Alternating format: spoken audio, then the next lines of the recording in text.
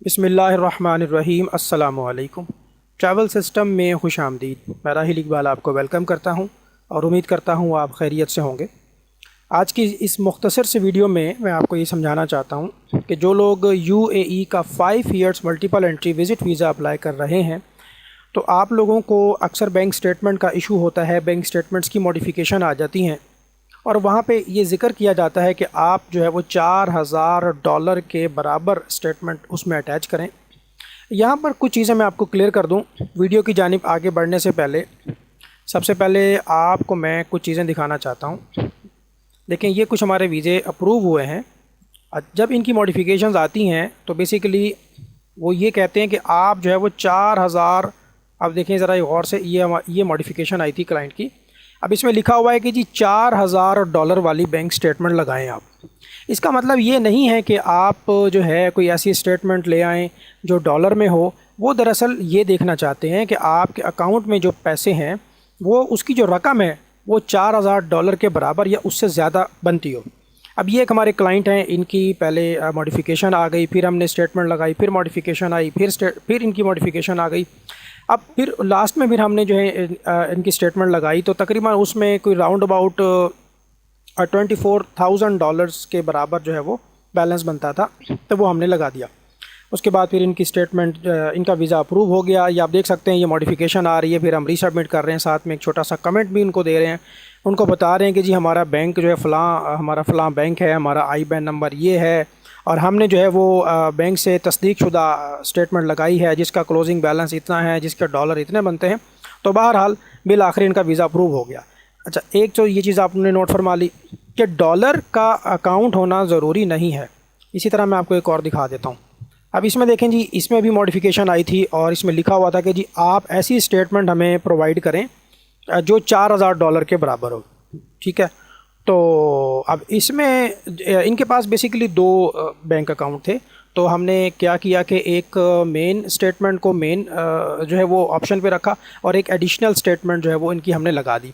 और हमने ये लिख दिया कि हमारे पास जो है वो 2 स्टेटमेंट हैं जो कि 6 माह का जिनका पीरियड है। उसमें एक जो है MCB की है, एक HBL की है, उसमें इतने पैसे हैं PKR में और डॉलर में इतने बनते हैं। और वो जनाब इनकी भी मॉडिफिकेशन आई थी। फ़र्स्ट अटैम्प्ट में वीज़ा बहुत मुश्किल से मिलता है, सेकंड अटैम्प्ट में, थर्ड अटैम्प्ट में मॉडिफिकेशन के बाद चांसेस होते हैं। तो बहरहाल इनका वीज़ा भी अप्रूव हो गया। अच्छा, अब मैं कुछ चीज़ें और भी आपको दिखा देता हूँ और समझा देता हूँ। ये देखें, सबसे पहले तो ये मेरा नंबर है जी 0305405144। अगर आप कंसल्टेंसी सर्विसेज लेना चाहते हैं regarding UAE 5 years multiple entry visit visa तो हम आपको सर्विस देंगे। बैंक स्टेटमेंट में 3 चीज़ें जो है वो बहुत अहम है।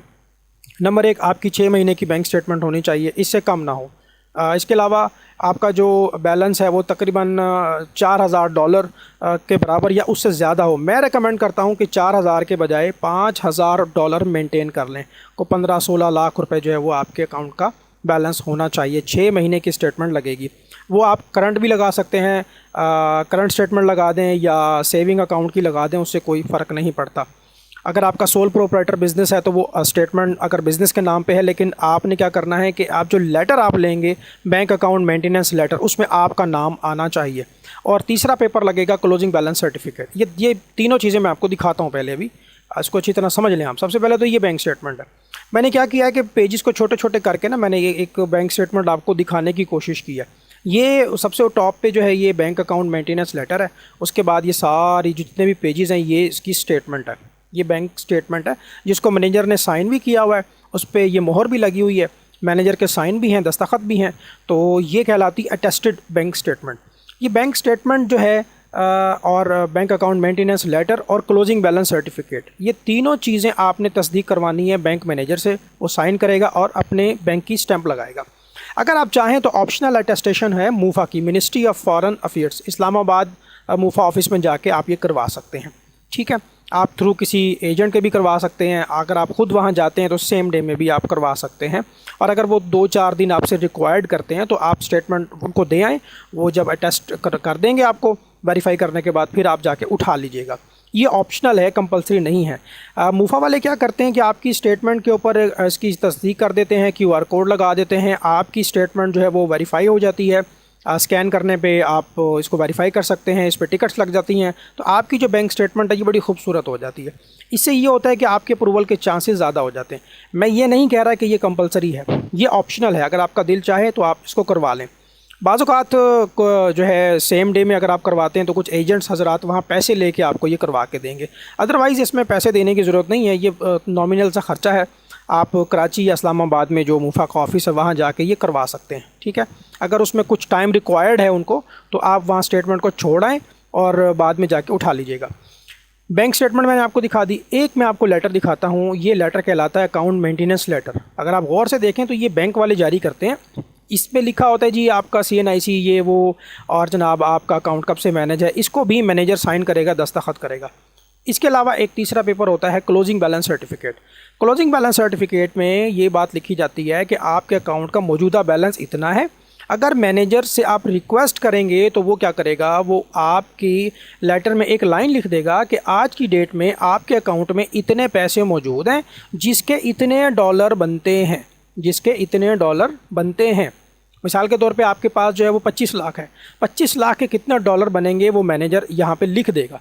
ये रिक्वेस्ट करेंगे तो वो आपको बना के देंगे, और बाज़ औक़ात बैंक वाले नहीं भी बना के देते। इसमें देखें इन्होंने एड्रेस किया हुआ है UAE एम्बेसी को, और बताया हुआ है जी इसमें PKR का अकाउंट है, इतने पैसे हैं जो कि डॉलर में इतने बनते हैं। इसको बोलते हैं बैलेंस कन्फर्मेशन सर्टिफिकेट। देखें अब कोई क्लाइंट जो है वो चाइना से अप्लाई कर रहा है, कोई जो है वो बहरीन से अप्लाई कर रहा है, कोई किसी और कंट्री से अप्लाई कर रहा है, कोई फ्रांस से अप्लाई कर रहा है, तो उनकी जो बैंक स्टेटमेंट है वो डॉलर्स में नहीं हो सकती। तो आप जिस मुल्क से अप्लाई कर रहे हैं आपकी स्टेटमेंट अगर उसी करेंसी में है तो उसका कोई मसला नहीं होता। आप पाकिस्तान से अप्लाई कर रहे हैं तो आलमोस्ट यहाँ पे डॉलर अकाउंट किसी का भी नहीं होता। लेकिन जब आपको मॉडिफिकेशंस आएंगी तो उसमें यही ज़िक्र होगा, उसमें यही बातें लिखी होंगी कि आप जो है वो डॉलर वाली स्टेटमेंट हमें प्रोवाइड करें। अच्छा, यहाँ मैंने ये $5000 का क्यों ज़िक्र किया है? असल में जब आपकी अप्रूवल आ जाती है और आप एम्बेसी में वीज़ा लगवाने के लिए जाते हैं तो वहाँ पर उन्होंने लिखा हुआ है रिक्वायरमेंट के अंदर कि आपने पहले तो बायोमेट्रिक करवानी है। बायोमेट्रिक करवाने के लिए आप जो है इस अकाउंट में, जो कि डी चौक इस्लामाबाद में बैंक अल्फला में इनका अकाउंट है, यहाँ पे आपने $69 पे करने हैं। उसके बाद जो है आपने ये तमाम चीज़ें लेके जानी है। इसमें इन्होंने मेंशन किया है कि आप जो है वो ऐसी बैंक स्टेटमेंट लेकर आएँ कि जिसका क्लोजिंग बैलेंस जो है वो $5000 या उससे ज़्यादा हो। इसी तरह से जब आपको ये हिदायतनामा मिलेगा, इसमें उन्होंने वाज़े लिखा हुआ है कि बैंक अल्फला में आपने ये डॉलर जमा करा के, तो जब आप वीज़ा स्टैंपिंग के लिए आएंगे तो $5000 जो है इसका बैलेंस होना चाहिए। इसीलिए मैं आपको रिकमेंड करता हूँ कि जब आप वीज़ा अप्लाई कर रहे होते हैं तो उस वक्त ही आप अपनी स्टेटमेंट को अच्छी तरह मेंटेन कर लें। तो $5000 या $4000 या $4500 के बराबर पैसे आपके अकाउंट में होने चाहिए।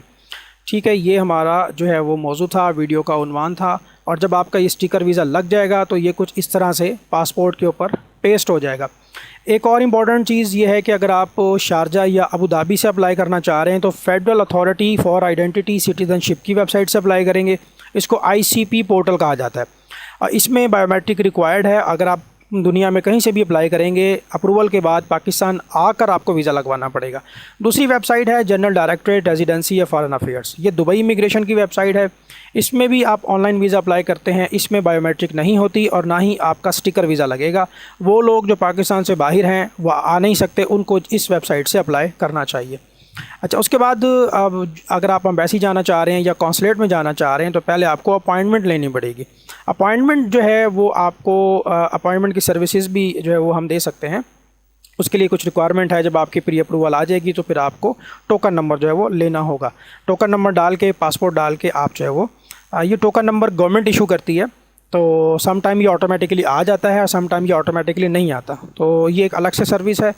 और ये जनाब हमारा टॉपिक कंप्लीट हो गया। इसमें मैंने आपको काफ़ी सारी इन्फॉर्मेशन दी है बैंक स्टेटमेंट के बारे में और बैंक वीज़ा प्रोसेस के बारे में। मज़ीद अगर आप कोई इन्फॉर्मेशन लेना चाहते हैं तो आप इस नंबर पर रब्ता कर सकते हैं। टेक केयर, अल्लाह हाफ़िज़।